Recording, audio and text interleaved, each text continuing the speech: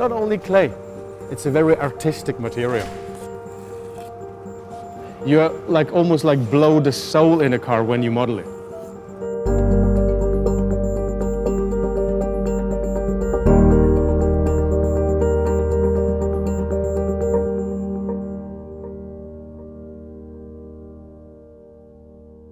Project One started similar to every other project.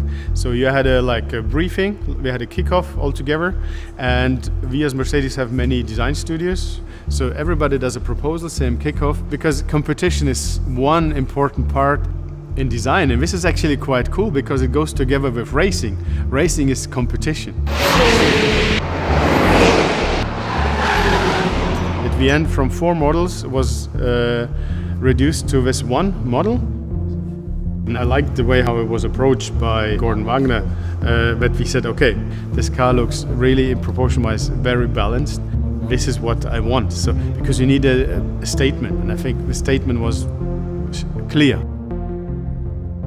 If Mercedes creates a hypercar, it has to be very special, and it has to be very different to anything out there.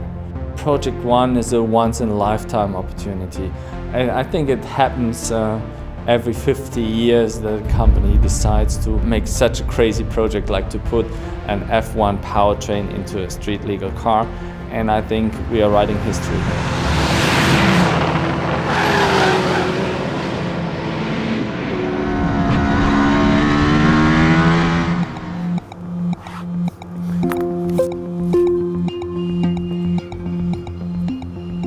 That car truly embodies the entire history of Mercedes-Benz race cars, starting with the silver arrows and then of course ending at the current Formula One cars. So you see a lot of that heritage in the surfacing of the car.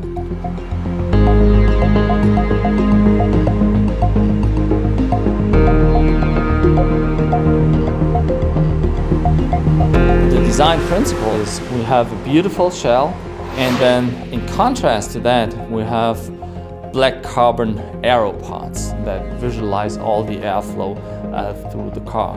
And so that's kind of the contrast we are playing with this car, and I think this is what makes this car so special.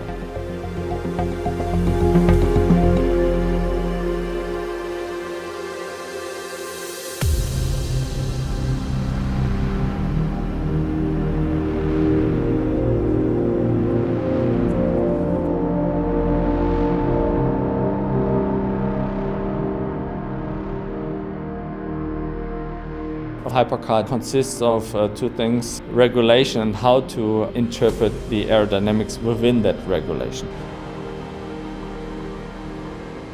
It's a shape that has to work from design as well as from wind tunnel, and I think we managed to create the maximum performance. Yes, we had quite a battle with aerodynamics. It was not something I could not expect, because you need to achieve the performance. But still needs to look good, and it still needs to apply Mercedes-Benz philosophy. It's like a sandwich, you know? The lower part is all performance, and the top part is the sensual purity. So it's literally a very cool symbiosis.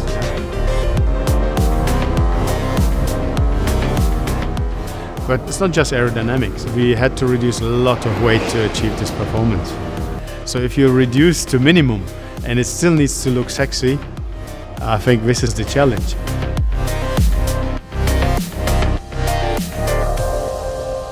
The interior follows the same principle. I said I basically do not want any design in there. So it is reduced to the max. It's just a floating wing. The seats are embedded in a beautiful sculpture into the carbon monocoque frame, and there's just a steering wheel, dials.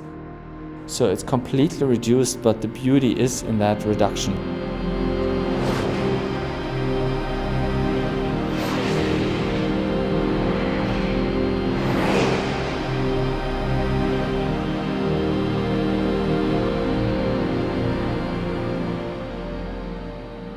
The design process of the Project One was very intense. We brought all the people together from all the different disciplines, and we took extreme time and care to make that car a truly special design icon.